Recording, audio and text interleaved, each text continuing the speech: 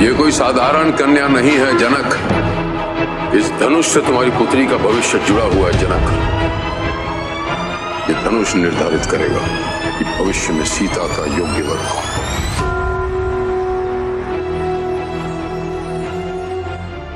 इस क्षण से लेकर रामायण की कहानी तो आप सभी ने सुनी या फिर देखी होगी, चाहे वो टीवी पर रामायण हो या फिर कोरोना वायरस में सबके घरों पर चलने वाली ओरिजिनल रामायण। हर कोई जानता है कि रामायण की कहानी ना हर एक इंसान की जिंदगी को एक सही रास्ते पर लेकर आ सकती है। और रामायण की कथा तो दशहरे, दिवाली से लेकर पूरे साल तक चलती रहती है। स्कूलों में भी रामायण की कथा को सुनाया जाता है। लेकिन ये कहानी इतनी ज्यादा बेहतरीन इसलिए है क्योंकि इतने सालों बाद भी अलग अलग रूप में और अलग अलग जरिए से ना जब इस कहानी को फिर से दिखाया जाता है तो हमें हर बार इस कहानी का और इसके सभी किरदारों में ना कोई एक नया पहलू देखने को मिल जाता है। जहाँ रामायण की कथा श्री राम और रावण के बीच महायुद्ध और सच्चाई और बुराई को दिखाती है, वहीं ये राम और माता सीता के अटूट प्यार और विश्वास की कहानी को भी बहुत बेहतरीन तरीके से बयां करती है।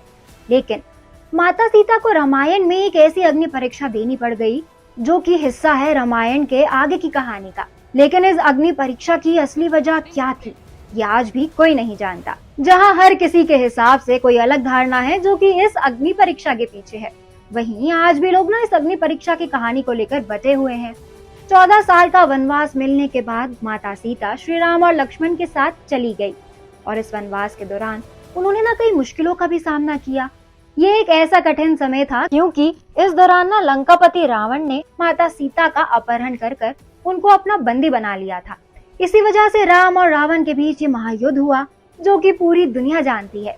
यूं तो रामायण की बहुत सारी कथाएं मशहूर हैं और देश के अलग अलग हिस्सों में अलग अलग कहानियां मानी जाती हैं, लेकिन उनमें से सबसे बड़ी 2 कहानियां इस अग्नि परीक्षा के पीछे अभी तक सुनी गई हैं।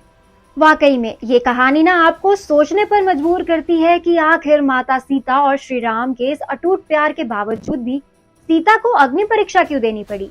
श्री राम जो कि सीता को पूरी दुनिया में सबसे ज्यादा सम्मान और प्यार करते थे, वो अपनी ही पत्नी से ऐसी परीक्षा कैसे मांग सकते हैं। दरअसल पुरानी कहानियों के हिसाब से श्री राम को मर्यादा पुरुषोत्तम के नाम से भी जाना जाता है और एक राजा की तरह श्री राम के लिए अपनी प्रजा सबसे ज्यादा जरूरी थी। वो अपनी प्रजा की भलाई के लिए हर दिन नए नए कदम उठाते थे और अपनी प्रजा की हर मुश्किल का समाधान निकालते थे। ऐसे में जब इतने ज्यादा लंबे समय के बाद वनवास से राम वापस अयोध्या लौटे और उन्होंने राजपाट संभाला तो कई लोगों ने ना रावण की कैद में रहने वाली सीता माता की पवित्रता को लेकर कई सवाल उठाए।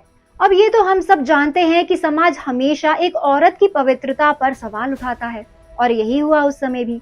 लेकिन दरअसल हुआ ये कि एक बूढ़ी औरत ने ना राम और सीता पर कटाक्ष करते हुए ये कहा कि भला वो कैसे मर्यादा पुरुषोत्तम है जो सीता माता को अयोध्या वापस ले आए, जो रावण के पास थे और अभी तक उनकी पवित्रता का कोई सबूत भी नहीं मांगा। जब श्री राम को ये बात पता चली तो उन्होंने अपना दिल तोड़कर सिर्फ प्रजा के कहने पर माता सीता को अग्नि परीक्षा देकर अपनी पवित्रता को साबित करने के लिए कहा और सीता एक बेहतरीन पत्नी के जैसे अपनी प्रजा के लिए ना उनकी बात को मान गई और अग्नि में जाकर समा गई। अब जहाँ ये कहानी पूरी दुनिया में मशहूर है और हमने फिल्मों से लेकर सब सीरियल्स में यही वजह पड़ी है, कहा जाता है कि एक और वजह है अग्नि परीक्षा की और क्यों सीता को अपना प्रमाण देना पड़ा। वहीं जो दूसरी कहानी सीता की अग्नि परीक्षा को लेकर काफी ज्यादा मशहूर नहीं है, उसके अनुसार रामायण में एक नहीं बल्कि एक से ज्यादा सीता थी। ये मानना काफी ज्यादा मुश्किल होगा, लेकिन दरअसल इस कथा के हिसाब से ना अग्नि परीक्षा का एक बहुत ही जायज और बहुत सही वजह सामने आती है। दरअसल रामायण के दौरान ना जितनी भी घटनाएं हुई वो सारी बहुत लंबे समय के दौरान हुई और इस दौरान एक नहीं बल्कि एक से ज्यादा सीता ने रामायण में हिस्सा लिया। पहली सीता असली सीता थी, लेकिन जो दूसरी सीता थी ना वो माया की सीता थी। दरअसल एक बार लक्ष्मण जी ना जब कदम फूल लेने जंगल में गए हुए थे तब प्रभु श्री राम ने माता सीता से कहा कि अब मैं नरलीला करूंगा और जब तक मैं राक्षसों का विनाश करूंगा तब तक तुम ना अग्नि में जाकर रहना। ऐसा कहकर श्री राम ने सीता माता को अग्निदेव को सौंप दिया। इसके बाद असली सीता की जगह एक माया की सीता सामने आई। ये माया की सीता इसलिए आई ताकि ये सारी लीला हो पाए। इस तरह जब सीता जी का अपहरण हुआ तब वो ना असली सीता नहीं थी बल्कि वो थी माया की सीता। जब महायुद्ध हुआ और रावण का नाश हुआ और पूरा युद्ध समाप्त हो गया तो श्री राम ने माता सीता को अग्नि परीक्षा के लिए बुलाया और माया की सीता अग्निकुंड में जाकर समा गई। माया सीता के अग्निकुंड में समाते ही असली सीता अग्नि से बाहर आई और इस पूरी अग्नि परीक्षा का सिर्फ यही कारण था ताकि असली सीता प्रभु श्री राम से मिल पाए। इन सभी पुरानी कहानियों के हिसाब से असली सीता को कोई अग्नि परीक्षा देनी ही नहीं पड़ी थी और ना ही उन्हें वनवास जाना पड़ा। भगवान राम हमेशा अपनी सीता की न खुशी और उन्हें बेहतरीन जीवन देना चाहते थे, इसलिए उन्होंने ऐसा किया। भगवान राम भी माता सीता के दोनों रूप के बारे में जानते थे क्योंकि ये उन्होंने ही रचाया था। माता सीता अग्निदेव की पूजा किया करती थी और ये माना जाता है कि अगर कोई आदमी सच्चा है तो उसे अग्नि कुछ भी नुकसान नहीं पहुंचा सकती।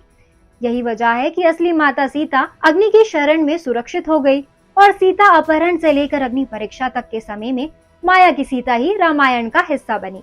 अब देखने वाली बात यह है कि जहां ये कहानी बहुत ज्यादा लोगों को नहीं पता, तो क्या लगता है आपको, क्या आदि पुरुष में हमें कोई ऐसी ही कहानी देखने को मिल सकती है? कमेंट करके जरूर बताएं। ऐसी कहानियां हमें बहुत देखने को मिलती है। इस फिल्म के लिए लोगों के बीच ना भारी जोश और एक्साइटमेंट देखने को मिल रही है। अब ये फिल्म जब भी थिएटर्स में आएगी, क्या धमाका होगा ये तो फिल्म के रिलीज होने के बाद ही पता चलेगा। अब हम तो इस फिल्म को देखने के लिए बहुत एक्साइटेड है और आप हमें कमेंट करके जरूर बताएं। आज के लिए बस इतना ही। अब मैं पूर्णिमा लेती हूँ आप सभी से इजाजत। ये वीडियो पसंद आया हो तो इसको लाइक और शेयर करें, साथ ही सब्सक्राइब करना ना भूलें बॉलीग्राड स्टूडियोज को।